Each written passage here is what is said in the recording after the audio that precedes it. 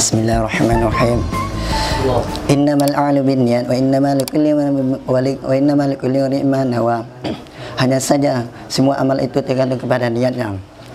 Dan hanya saja manusia itu memperoleh imbalan sesuai yang apa ia niatkan. Berdasarkan hadis ini adalah 5 kaidah. Pertama,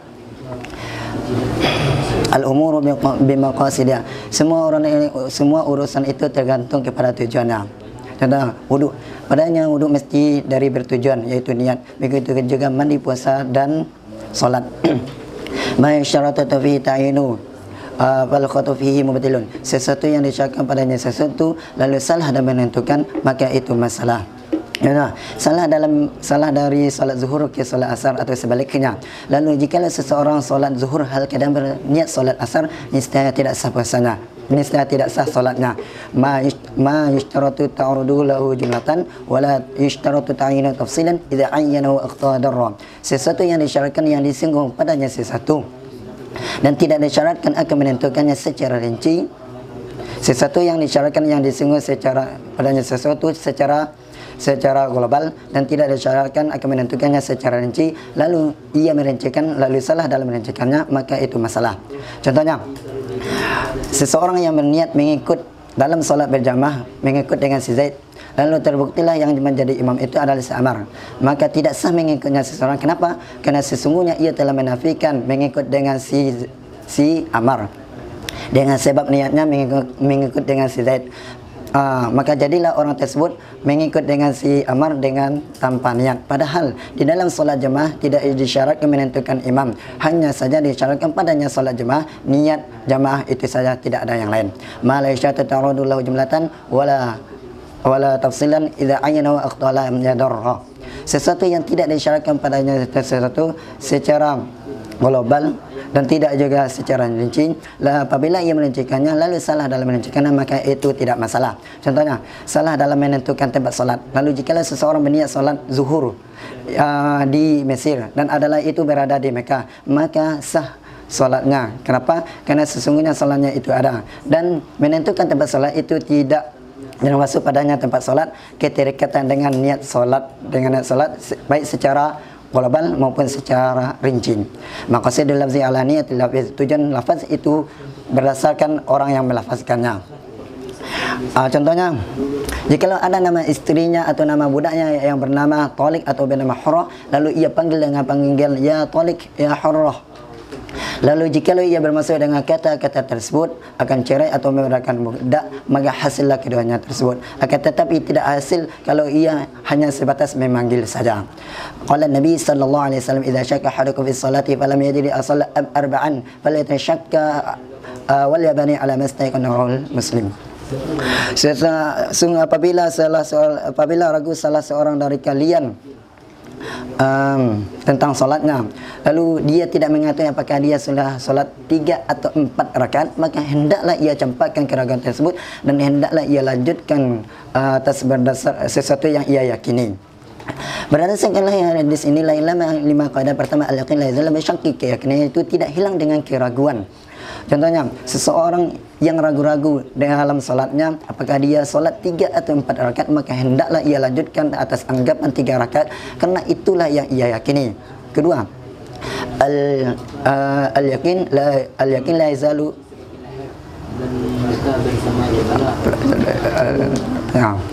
al-aslu baqa'u makana ala makan. Hukum asal tetapnya sesuatu yang pernah ada atas sesuatu yang pernah ada. Seseorang yang makan di akhir malam, yaitu makan sahur, tapi ia ragu-ragu tentang terbitnya fajar, maka puasanya tetap sah. Kenapa? Karena hukum asal masih tersisa malam. Al-asl bara'atu zimmah, hukum asal bebas dari tanggung jawab. Dihadapkan sumpah kepada mudda' alaih, lalu mudda' alaih enggan untuk bersumpah dengan semata-mata katanya. Kenapa dibenarkan? Karena hukum asal bebas dari tanggung jawab. Akan tetapi sumpah tersebut ditawarkan kepada mudda'i, yaitu orang yang menuduh. Al-asl adam, hukum asal tidak ada. Perkataan yang dibenarkan adalah perkataan si pengelola akad kirat. Dalam kata-katanya, aku tidak mendapatkan keuntungan. Kenapa dibenarkan? Karena hukum asal tidak ada untung. Al-aslu fi kulli hadisin taqdiu bi aqrabi zamanih. Hukum asal setiap kejadian itu takdirkan dengan zaman yang terdekat. Seseorang memukul perut wanita hamil, lalu lahirlah seorang anak dalam keadaan hidup dan kekelah zaman anak.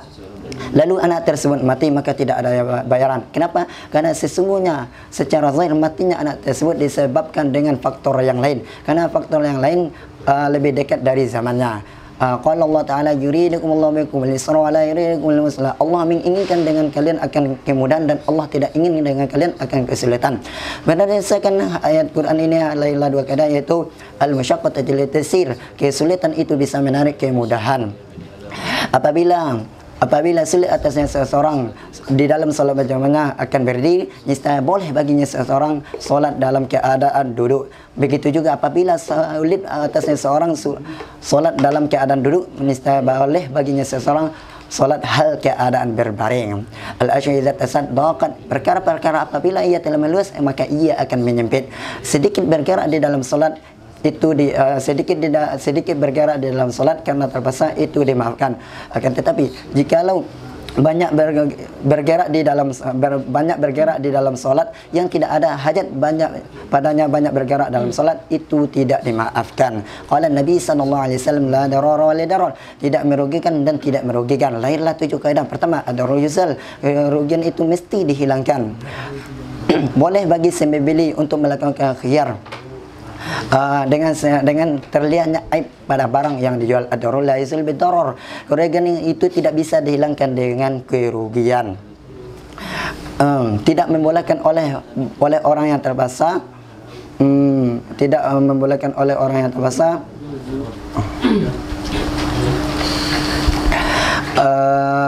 akan memakan makanan orang yang lain dalam keadaan yang terpaksa, atau tidak boleh membunuh anaknya atau budaknya.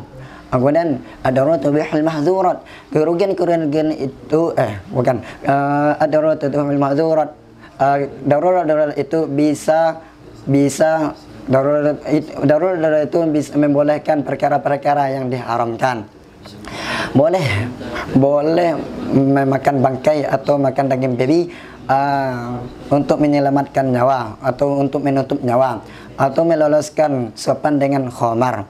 Ma ubiha lid-darurati yuqaddaru biqadriha, sesuatu yang diperlukan karena darurat itu dikadarkan kedaruratannya.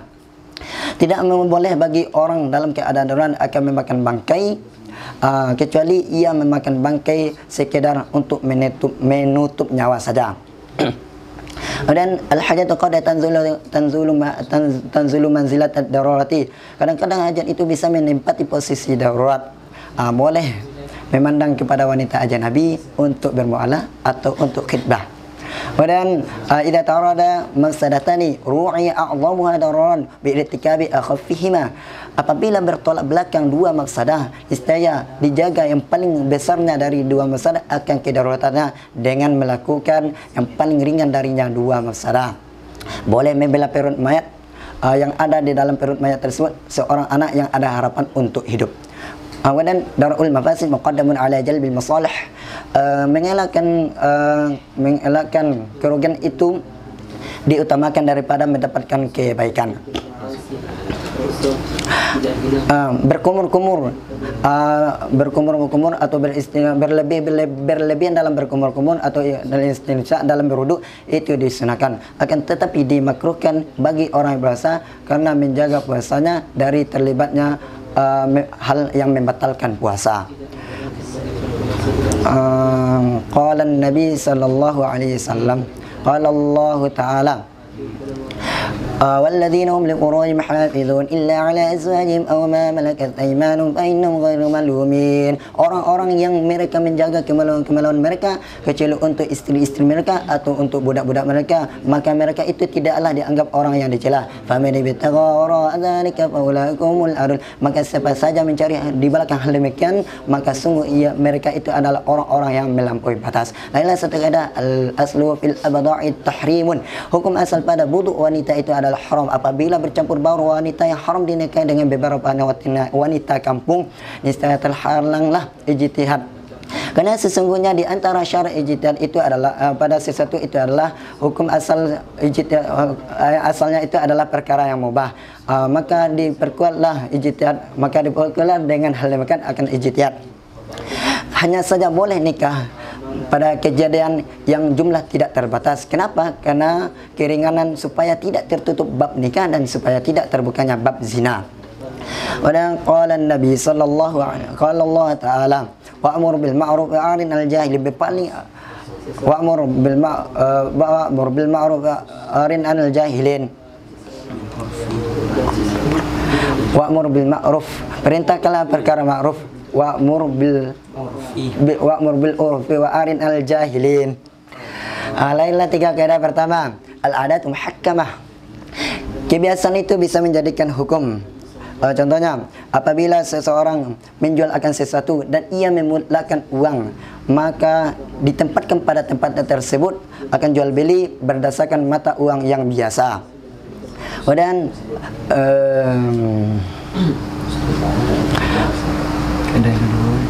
kaidah keduanya, idza warada ma warada bihi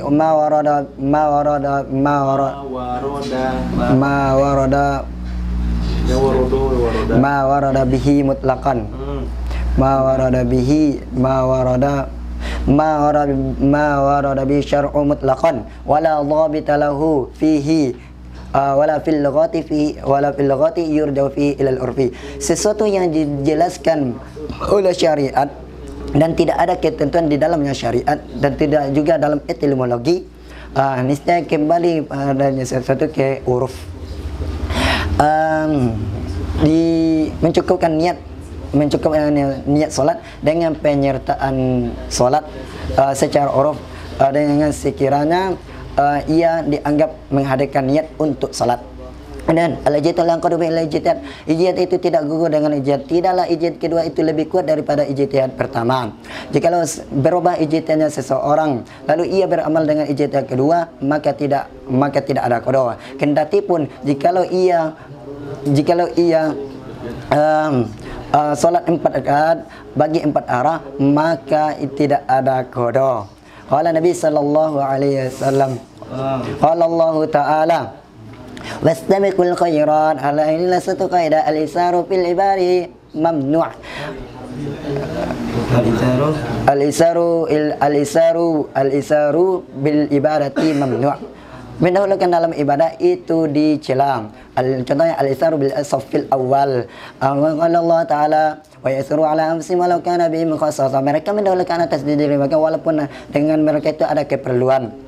Itulah al-isaru bil maskan, mendahulukan tempat tinggal. Kaidahnya al-isaru bi ghairi matlub dan matlub. Kalau al-isaru bi ghairi al-ibadati matlub, mendahulukan selain dari ibadah itu diutamakan. Contoh al-isaru bil maskan, mendahulukan tempat tinggal. Qala Nabi sallallahu alaihi wasallam kullukum ra'in wa kullukum mas'ulun an ra'iyatihi. Kalian itu adalah pemimpin dan kalian itu ditanya tentang kepemimpinannya. Contoh kaidahnya tasarruful imam ra'iyati manut bil maslahat. Perlakuan seorang imam atas rakyatnya itu diikat dengan kemaslahatan masyarakat. Sesungguhnya apabila ia imam membagi harta zakat atas 8 asnaf, niscaya haram baginya pemimpin bahwa ia melebihkan satu sama lain dengan sama-sama keperluannya. Kemudian qala Nabi sallallahu alaihi wasallam idul hududa bisyubhat. Hindarilah oleh kalian akan hukum hudud dengan perkara syubhat. Lainlah satu kaidah yaitu al-hudud tasqutu bisyubhat. Hukum hudud itu gugur dengan perkara syubhat. Seseorang menyetubuhi seorang wanita lalu ia menduga seorang wanita tersebut adalah istrinya sendiri, maka tidak ada atasnya seorang akan hukum hudud. Allah taala ittaqullaha haqqa tuqatih. Bertakwalah kepada Allah dengan sebenar-benar takwa. Lainlah satu kaidah pertama. Contohnya yaitu ma la yatimul wajib illa bihi fahuwa wajib. Sesuatu yang tidak sempurna oleh perkara wajib, maka dianya itu menjadi wajib. Contohnya wajib mencuci bagian leher dan wajib mencuci rambut dengan bersama mencuci muka. Dengan bersamaan mencuci muka. Kemudian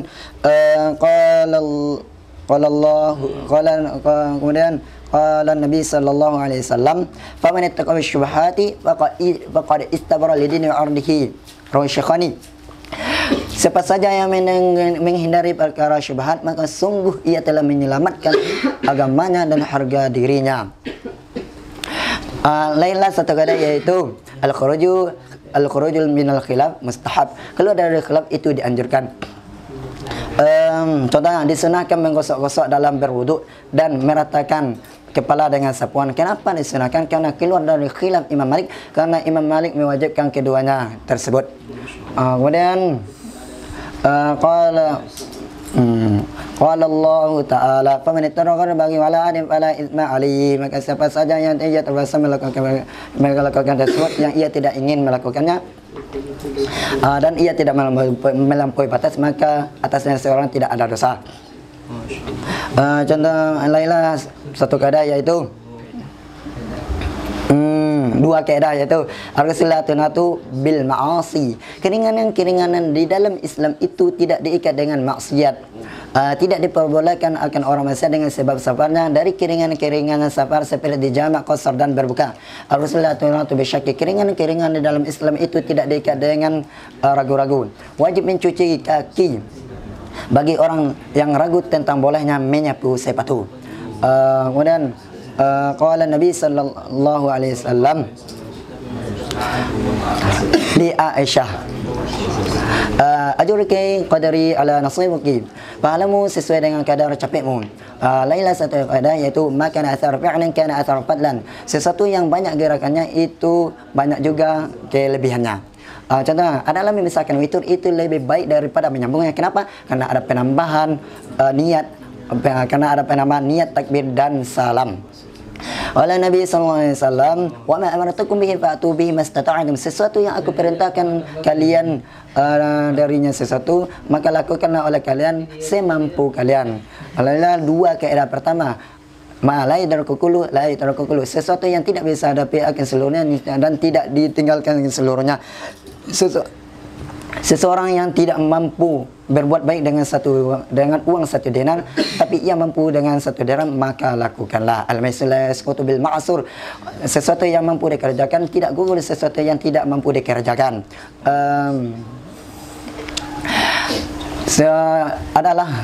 Apabila adalah seseorang itu terpotong bagian anggota tubuhnya, maka wajib atasnya seseorang mencuci yang sisanya.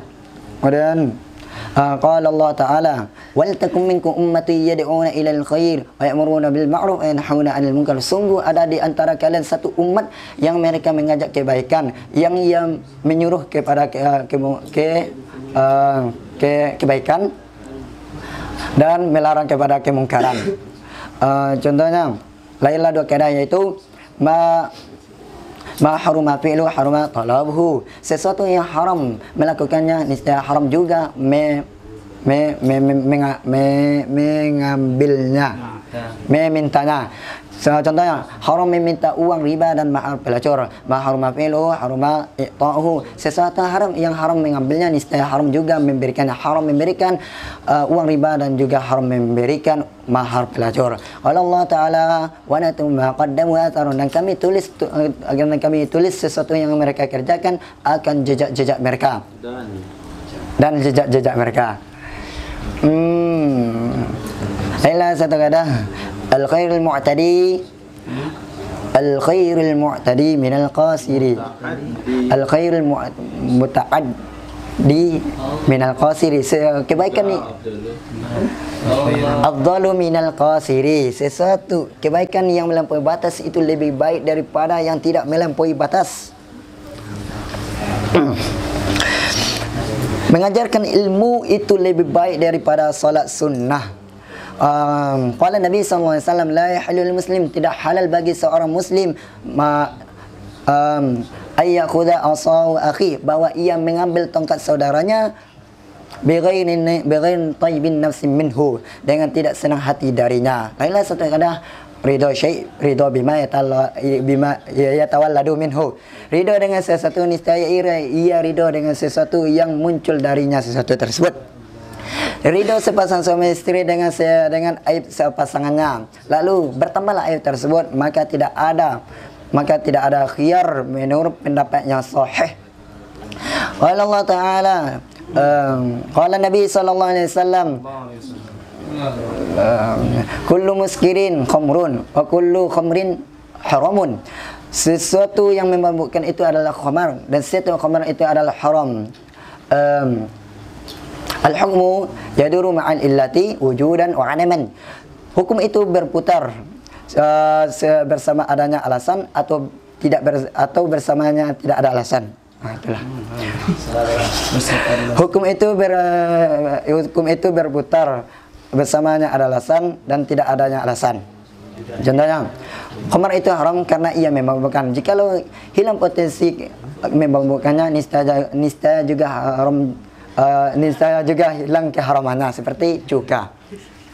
Wala Nabi sallallahu alaihi wasallam, al-halalu ma halallahu fi kitabih al-halalu ma ahallallahu fi kitabih wal haramu ma haramallahu fi kitabih wa ma sakata minhu fa huwa mimma afa anhu. Perkara halal itu sesuatu yang telah Allah halalkan di dalam kitabnya, dan perkara haram itu sesuatu yang Allah telah haramkan di dalam kitabnya, dan sesuatu yang Allah diam darinya maka itu telah Allah maafkan. Contohnya al-aslu fil asya ibahah. Hukum asal pada perkara-perkara itu mubah. Seseorang yang ragu-ragu tentang hewan yang membingungkan, apakah dia itu haram atau tidak, maka hukum asal itu mubah. Barakallah.